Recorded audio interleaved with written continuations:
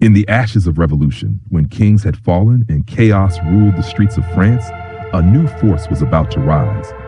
He was not born into power, nor blessed by noble blood, but forged by ambition, sharpened by war, and driven by an unshakable belief in destiny. His name would echo across continents, reshape empires, and rewrite the very meaning of leadership.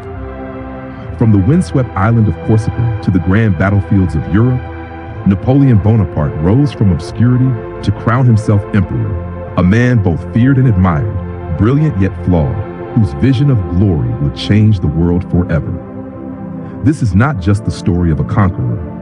It is the story of a man who dared to dream beyond the limits of his age and paid the ultimate price for greatness. On the rugged island of Corsica, where the Mediterranean winds whisper tales of revolution and empire, a storm was brewing, not in the sky, but in destiny itself. It was August 15th, 1769, when a boy named Napoleon Bonaparte took his first breath. Few could imagine that this small, determined child would one day shake the foundations of Europe, rising from obscurity to command empires and redefine history. Napoleon was born into a modest but noble family. His father, Carlo Bonaparte, was a lawyer, ambitious but struggling to make ends meet. His mother, Laetitia, was fiercely strong, protective, and deeply religious. From her, Napoleon inherited resilience, an unbreakable belief that he was destined for something greater. As a boy, he was quiet yet intense. He preferred books over games, solitude over crowds. While others saw a small, awkward child with a Corsican accent, he saw a soldier, a leader, a conqueror. At just 9 years old, Napoleon was sent to mainland France to study at a military academy. He spoke little French at first and was mocked for his accent and short stature.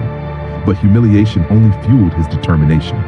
He studied harder than anyone, excelling in mathematics, history, and military theory. The classroom became his battlefield, books his weapons. By the age of 16, he graduated and joined the French army as a second lieutenant. France at that time was in turmoil. The French Revolution had shattered the old monarchy and plunged the nation into chaos. But for Napoleon, it was an opportunity, a stage on which destiny awaited its actors. And losing, the army. Napoleon's rise was swift, not because of privilege, but because of brilliance. He understood war like few others. While his superiors hesitated, Napoleon moved with clarity and precision. His first great chance came in 1796, when he was just 26 years old. France was fighting Austria and Italy, and losing. The army was hungry, disorganized, and demoralized. Then came the young Corsican general with burning eyes and unshakable confidence. Standing before his starving troops, he declared, "Soldiers, you are hungry and naked. The government owes you much, but can give you nothing. I will lead you into the most fertile plains of the world. There you will find honor, glory, and riches." Those words ignited the men's spirit. Under Napoleon's command, they crushed the Austrians in a series of dazzling victories, Lodi, Arcole, Rivola. He was everywhere, leading charges, rallying soldiers, and turning chaos into triumph. France rejoiced. The young general became a national hero. But while France saw a savior, Europe saw a storm. Amidst his military victories, Napoleon met Josephine de Beauharnais, a widow 6 years older than him. Elegant, mysterious, and captivating, she was everything Napoleon wasn't: refined, connected, and worldly. He fell in love instantly. His letters to her burned with passion. "Since I left you, I have been constantly sad. My happiness is to be near you. I love you beyond words."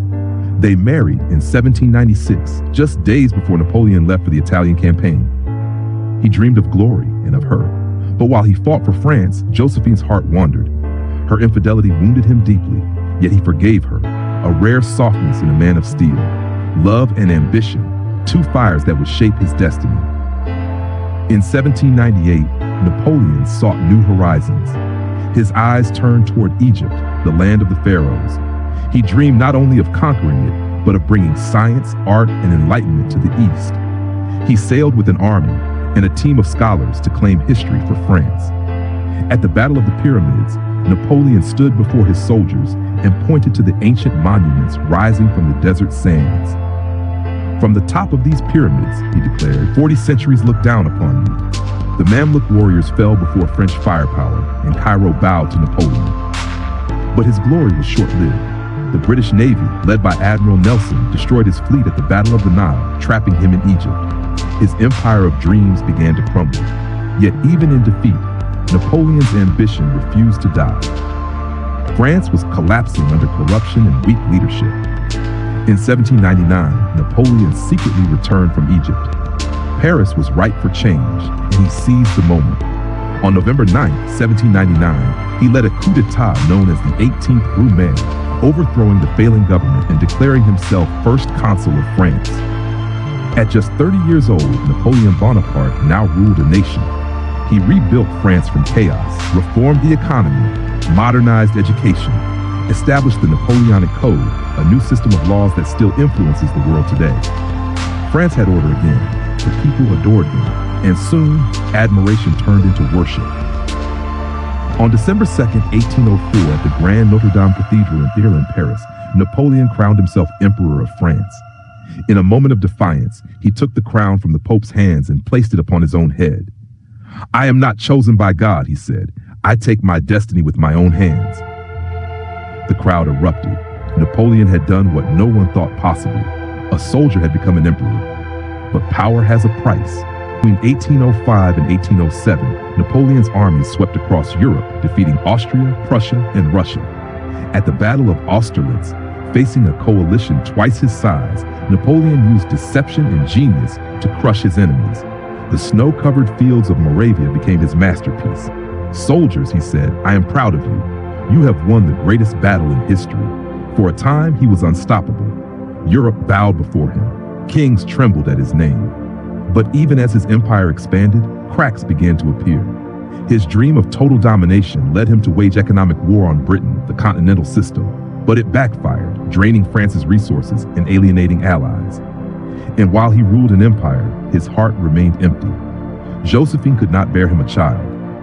In 1809, torn between love and duty, Napoleon divorced her, weeping as he said, "Josephine, you were the only woman I ever loved."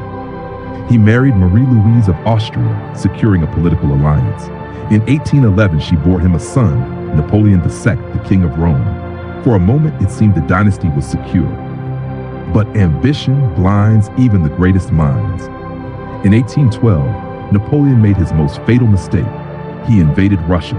He led an army of 600,000 men, the largest Europe had ever seen.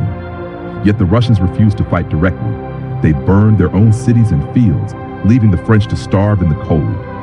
By the time Napoleon reached Moscow, the city was in flames, empty, silent, destroyed. Winter closed in. Hunger and frost claimed his soldiers by the thousands. Of the 600,000 who marched to Russia, fewer than 100,000 returned. Napoleon's invincibility was shattered. Europe united against him once more. Britain, Prussia, Austria, and Russia formed the Sixth Coalition. In 1813, at the Battle of Leipzig, Napoleon faced 350,000 enemy soldiers with only 200,000 of his own. He fought bravely, brilliantly, but betrayal struck. His allies turned against him mid-battle. The French were crushed. By 1814, Paris was under siege. His generals begged him to surrender. On April 6th, Napoleon abdicated the throne. He was exiled to the small island of Elba off the coast of Italy. The emperor who had once ruled Europe was now a prisoner, yet history was not finished with him. For just 10 months, Napoleon escaped from Elba. Landing on the shores of France, he faced the king's soldiers who had come to arrest him. He opened his coat and shouted, "If any man would kill his emperor, here I am." No one fired. The soldiers cheered. They joined him. Within days, Napoleon marched triumphantly into Paris once more. It was the greatest comeback in history, but it would last only 100 days. June 18, 1815, near a quiet Belgian village called Waterloo, Napoleon faced the combined forces of Britain and Prussia. At dawn, rain poured down, turning the battlefield into mud. Cannons bogged down, horses slipped. Still, Napoleon fought with unmatched resolve. For hours, it seemed victory was within reach, until the Prussian army arrived. Surrounded and outnumbered, the French fought desperately. By sunset, Napoleon's dreams lay broken in the mud of Waterloo. He had gambled everything and lost. After Waterloo, the British sent him far away to the lonely island of St. Helena in the middle of the Atlantic Ocean. There, stripped of power and freedom, he lived out his final years, writing his memoirs, reflecting on his victories and his mistakes. "I was born on an island," he once said, "and I shall die on an island." On May 5th, 1821, Napoleon Bonaparte took his final breath. His last words were, "France, Army, Josephine." He was buried on St. Helena, but his wish was clear. "I want to be buried in Paris, among the French people I loved so much." 19 years later, his remains were returned to France. His body now rests in Les Invalides, Paris, beneath a magnificent golden dome, where his spirit still seems to command the silence. Napoleon Bonaparte, hero to some, tyrant to others. He conquered nations, but could not conquer time. He once said, open quote, "The battlefield is a stage where the smallest man can become the greatest." Close quote. His life teaches us, dream big, no matter how small you start. Work harder than everyone else. Rise again after every fall. Lead not with fear, but with example. And remember, power fades, but legacy endures.